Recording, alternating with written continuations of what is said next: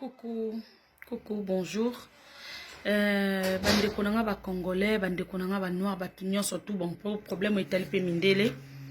Na sala na maison de repos les tarés na la Louvière. Na maison de repos na biso ça fait 2 semaines ba memela biso ba masque wana to sala tozo lata. Ba masque wana nzoke zaki nango bien tele on a salité ba collègue na ba bengi ngai ba sali ba vidéo parce que ba boko sala ba masque na pendant 2 semaines to travailler nango ba masque na zaki bien te ba masque na za nango ba masque so protéger bisoté et pendant que tozo sala ba masque wana toza kokota nango na ba chambre ba isolement toza na contact ya bato o baza malade mais biso tozaki na ba masque wana mais ba masque na zaki mabe naza na bana nanga na kachanda na mobali nanga naza na famille nanga nazo kende na maison de repos parce que babito sunga to fa na banda ko to kende ko sa to kende ko sala tozo ke ko sala pendant que toza exposé peuple en Nzambe tala to sambela batu nyonso babi même bato ba hôpital bato basala na ba hôpital biso ba noir tant tozo ke na hôpital bozo mona nde bazo débrancher biso c'est mieux to fa na banda ku bande ko nga batu mwindu na lobi yango na français te parce que ba o ba koyoka to ba o ba lobaka ba mutu mususu ko linga interpréter bango to fa na banda parce que nde to kende kuna toza déjà contaminé toza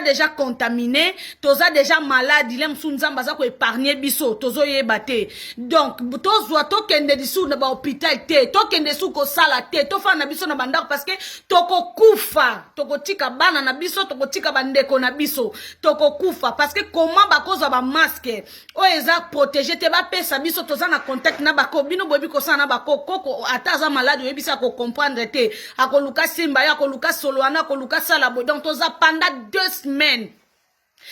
semaines tokozala biso ba tester biso samedi onde ba tester biso soki bino pe na ba hôpital to bisika bo samba maison de repos ba ko tester bino bo kende ba tester bino bo zonga bo fa na bandako parce que bazana besoin ba boma batu nyonso ba mindele bazana chance na bango bazo traiter bango mais biso pona ko traiter biso bazo zwaka biso bazo débrancher ka biso tozo zala débrancher bandeko na ngai to fana na biso na bandako parce que maladie o eza solo maladie o eza ko boma c'est mieux que to fana na biso na bandako ke to kende kuna ba boma biso ba o baza mato ya koyoka ba yoka nazo esa mino so bokoti na ba photo na bombo na ngana sala na maison de repos ya les tarés la Louvière donc ba masque ba pesa ki biso to sena ngo pendant 2 semaines ba masque ya neza ya mabe pendant 2 semaines na tozaki na contact na batu baza maladi donc ba masque za ki bien te lelo ba collègue na nga ba ye ba longo si bon ba masque bolongo la ba masque parce que ba masque eza bien te sko ba masque bien te na me biso to lata ki yango déjà to milengele bandeko na ngai surtout biso batu mwindu soki machine etikali moko bakopesa mundele yo babomi yo bazotala age te koza na 20 ans oza soki ndeni non bazoboma pe maladi wana ezoboma biso toza na biso balingaka biso te biso batu mwindu toza mitema malamu ata muning bayebisi bino ke danger ezali ate tosunga kaka botika tokokufa tokozila